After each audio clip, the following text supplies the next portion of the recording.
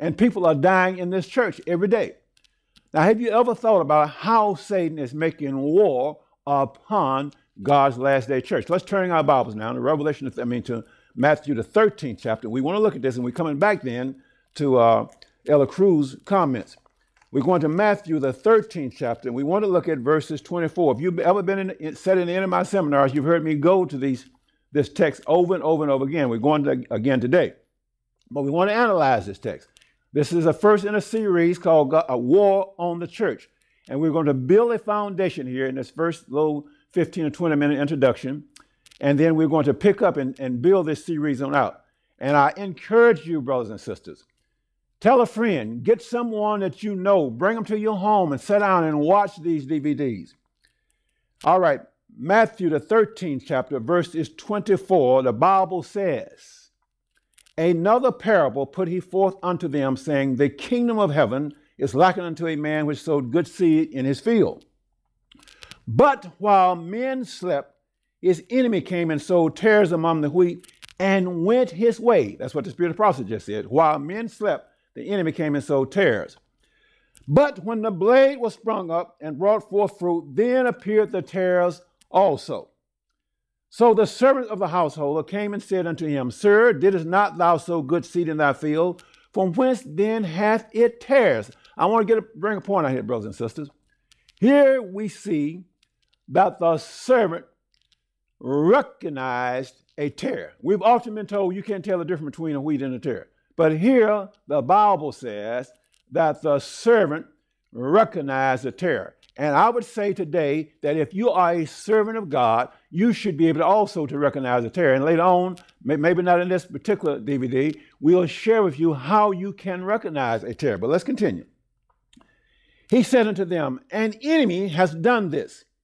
The servant said unto him, wilt thou then that we go and gather them up? But he said, nay, lest while you gather up the tares, you root up also the wheat with them. The admonition is, even though you may recognize a tare, you are not to go and pluck them up, because some tares, under the right circumstances and the right type of witness, can be converted. But the spirit of prophecy says she sees no place, no time where all of the tares will be converted. But there are some that can be converted, brothers and sisters. Let's continue. Verses 30. The Bible says, this is very important that you and I understand verse 30, because this is critical.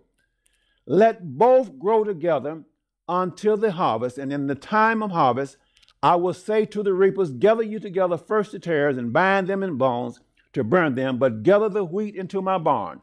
It is very critical, brothers and sisters, that you and I understand verse 30. And I'm coming back to it because the text said, let both grow together until the harvest. Normally, we think of the harvest as the end of the world, as to the second coming of Jesus Christ. But this is not what the text is saying at all.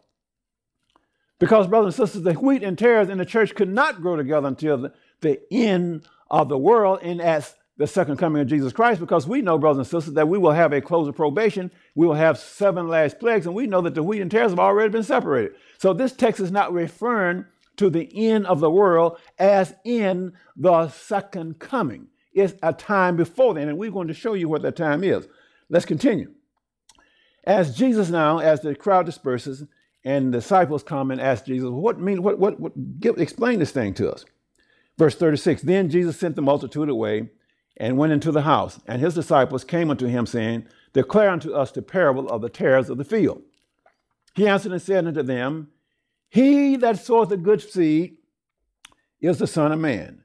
The field is the world. The good seed are the children of the kingdom, and the tares are the children of the wicked one. So, brothers and sisters, what this tells us is that the tares that have been sowed inside the church, that have been planted inside the church, are the fruit or the seeds of the wicked ones.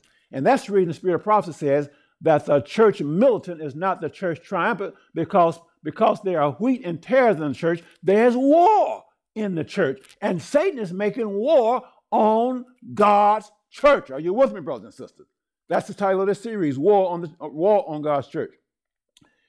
Back to verses 39, the Bible says, the enemy that sowed them is the devil, the harvest is the end of the world, and the reapers are the angels. As therefore the tares are gathered and burned in the fire, so shall it be in the end of the world. So here we see, brothers and sisters, we see that Satan has systematically planted tares into God's church. God is planting wheat in there, but Satan has tried to confuse this thing and bring in tares. But a servant of the Lord will know the difference between a wheat and a tare. Now I'm going to go back to what we was reading in Elder Cruz's book. In anticipation of his last-ditch effort to make God's special remnant lose confidence in the law, would it not be logical for Satan to infiltrate the church with uncommitted pastors as well as unconverted members? So as Satan has brought the tares into the church, are they just pew members? No, no, no, no, no.